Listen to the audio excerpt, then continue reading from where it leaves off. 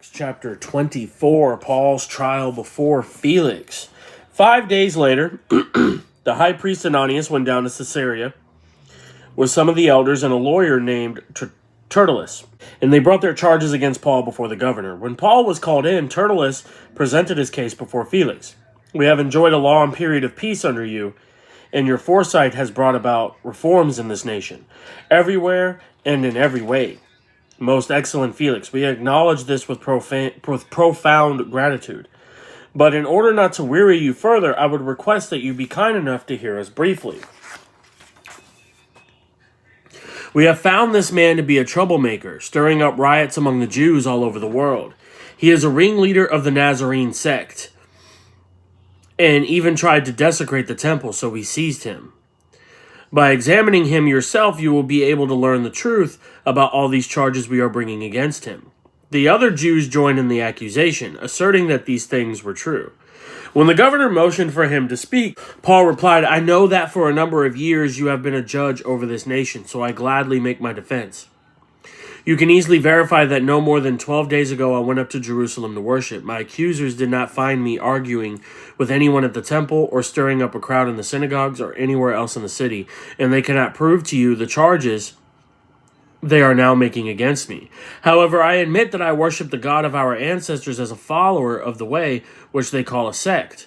I believe everything that is in accordance with the law and that is written in the prophets. And I have the same hope in God as these men themselves have, that there will be a resurrection of both the righteous and the wicked. So I strive always to keep my conscience clear before God and man. After an absence of several years, I came to Jerusalem to bring my people gifts for the poor and to present offerings.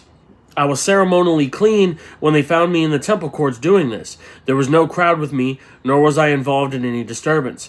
But there are some Jews from the province of Asia who ought to be here before you and bring charges if they have anything against me. Or these who are here should state what crime they found in me when I stood before the Sanhedrin. Unless it was this one thing I shouted as I stood in their presence, it is concerning the resurrection of the dead that I am on trial before you today." Then Felix, who was well acquainted with the way, adjourned the proceedings. When Lysias the commander comes, he said, "I will decide your case." He ordered the centurion to keep Paul under guard, but to give him some freedom and permit his friends to take care of his needs. Several days later, Felix came with his wife Drusilla, who was Jewish. She sent for Paul and listened to him as he spoke about faith in Christ Jesus. As Paul talked about righteousness, self-control, and the judgment to come, Felix was afraid and said, "That's enough for now. You may leave. When I find it convenient, I will send for you." At the same time, he was hoping that Paul would offer him a bribe, so he sent for him frequently and talked with them. When 2 years had passed, Felix was succeeded by Porcius Festus, but because Felix wanted to grant a favor to the Jews, he left Paul in prison. Chapter 24, verses 1 through 9. In a few days, Ananias the high priest and some elders showed up with a lawyer named Tertullus. They were determined to have Paul legally condemned to death. Tertullus thus began by flattering Felix and then getting down to business, arguing that Paul was an agitator and ringleader of the sect of the Nazarenes, a reference to the fact that Jesus grew up in Nazareth.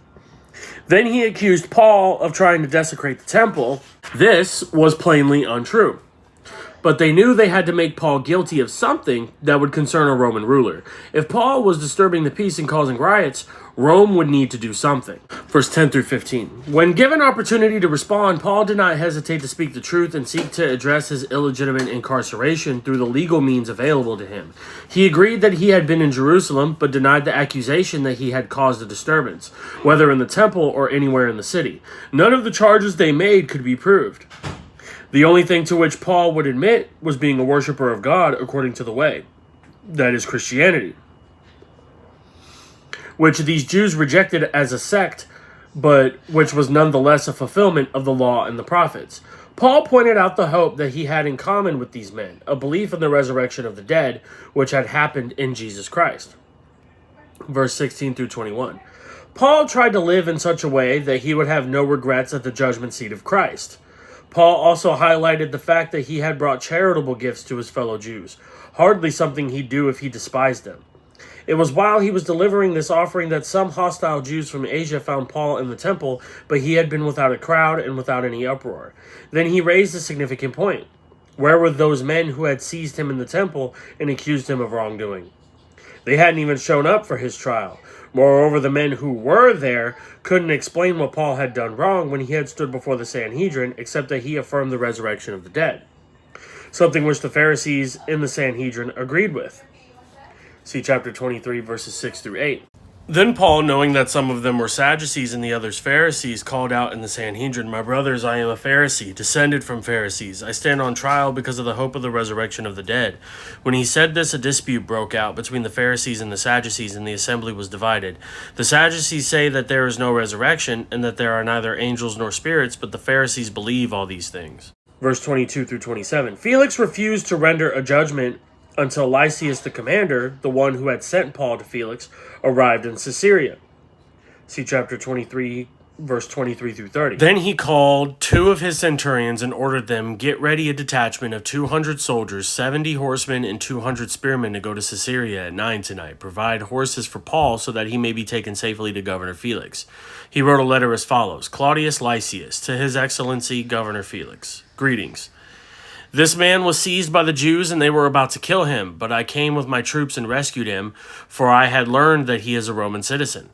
I wanted to know why they were accusing him, so I brought him to their Sanhedrin. I found that the accusation had to do with questions about their law, but there was no charge against him that deserved death or imprisonment.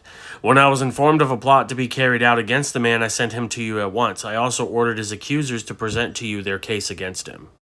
Then he had Paul kept under guard, but allowed his friends to visit and provide for him.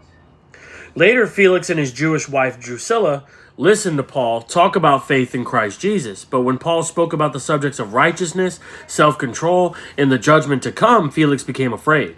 Why? Because someone who is unrighteous and lacking self-control doesn't want to hear how divine judgment will be poured out. Felix was well informed about Christianity. He was apparently interested in religious matters.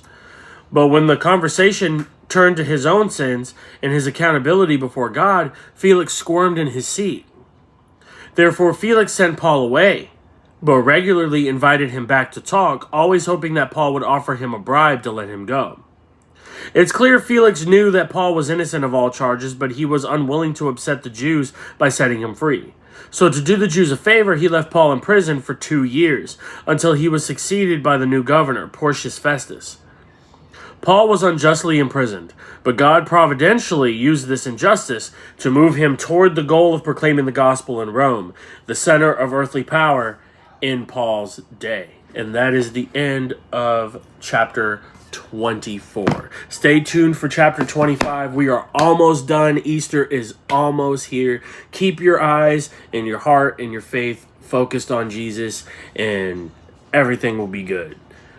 Christ is King. Don't forget that. Jesus is Lord of Lords and King of Kings. May God bless everyone, and I will see y'all next time.